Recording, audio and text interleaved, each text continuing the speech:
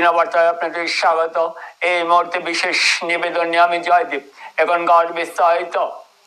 অত্যধিক আতঙ্কিত হয়ে পড়েছেন শহর শ্রীভূমির চারবাজার এলাকার বাসিন্দারা, কেননা মুষলধারে বৃষ্টির ফলে নদীর পাড় এলাকা ভাঙনের সৃষ্টি হয়েছে। স্লুইস গেটের পানি নিষ্কাশনের অংশে ভাঙন ধরেছে। যেহেতু কুশিয়া নদীর পাড় এলাকা ভাঙনের সৃষ্টি হয়েছে, তাই ওই এলাকার টাকা লোকেদের মধ্যে আতঙ্কের সৃষ্টি হয়েছে। এদিকে নদী ভাঙন নিয়ে এলাকার বাসিন্দা সন্দীপ নন্দী বলেন, দেখুন, আমরা বিশেষ করে চরবাজার এলাকার বাসিন্দারা, এই চরবাজার ইএনডি সংলগ্ন এই যে গোটা এলাকা হয়তো নদীর গর্ভে চলে যেতে পারে। এখানে প্রায় 35টি পরিবার আছে। এখানে এই ঘরগুলো দেখুন, নদী ভাঙনের ফলে এইখানে গরিব সাধারণ শ্রেণীর মানুষরা ওনারা সর্বস্ব হারা হবেন, ওনাদের ভিটে মাটি ছাড়া হবে। এই ব্যাপারে আমরা ঊর্ধ্বতন কর্তৃপক্ষের কাছে কালকে 9:30টার সময় রাত্রে গিয়ে আমরা কমপ্লেন দিয়েছিলাম।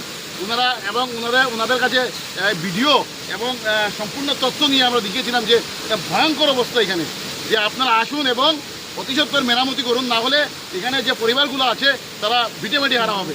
তো বিশেষ করে ওনারা আশ্বাস দিয়েছিলেন যে ওনারা সকাল 8টার সময় এসে কাজে ধরবেন, কিন্তু এখনও 10:30 বেজে গেছে। কোনো বিভাগীয় কর্তৃপক্ষের কোনো দেখা নেই। সব দায়সারা মনোভাব। আমাদের উত্তর করিমগঞ্জের বিধায়ক জাকারিয়া আহমেদ পান্না মহাশয় এসেছিলেন এখানে, উনি সচক্ষে এসব দেখে গেছেন এবং উনি ভিডিও করে নিয়ে ডিসি মহোদয়কে এই ভিডিওগুলো প্রেরণ করেছেন এবং ডিসি মহোদয় ওনাকে আশ্বাস দিয়েছেন যে অতি শীঘ্রই এখানে বিভাগীয় কর্তৃপক্ষ আসবে। কিন্তু আমার একটাই উদ্দেশ্য যে দেখুন, একদম ঘরগুলো নদীর তলিয়ে যাওয়ার পর এসে কোনো লাভ হবে না। যদি আসতে হয় আগে আসুন।